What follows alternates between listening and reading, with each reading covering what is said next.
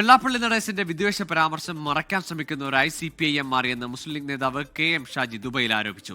അയ്യപ്പ സംഗമവും വനിതാ മതിലും നടത്തിയിട്ട് CPIM എന്ത് നേടിയെന്ന് വ്യക്തമാക്കണമെന്നും ഷാജി ചോദിച്ചു. ദുബൈയിൽ CH മുഹമ്മദ് കോയ രാഷ്ട്രസേവാ പുരസ്കാര വേദിയിലാണ് ഈ പരാമർശം.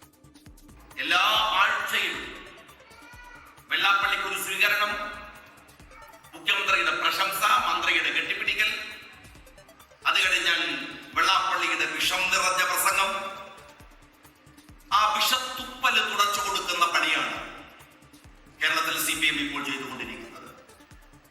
വെള്ളാപ്പള്ളിയുടെ വിഷത്തുപ്പൽ തുടക്കുന്ന പണിയാണ് CPIM കേരളത്തിൽ ഇപ്പോൾ ചെയ്തുകൊണ്ടിരിക്കുന്നത്. നിങ്ങൾ കണ്ടു കേരളത്തിൽ ഒരു അയ്യപ്പ സംഘം. CPIM പറയുന്ന ഒരു ന്യായമുണ്ട്, നിങ്ങൾ എല്ലാവരും സൂക്ഷ്മതയോടെ കേൾക്കേണ്ട ന്യായം ഇതാണ്.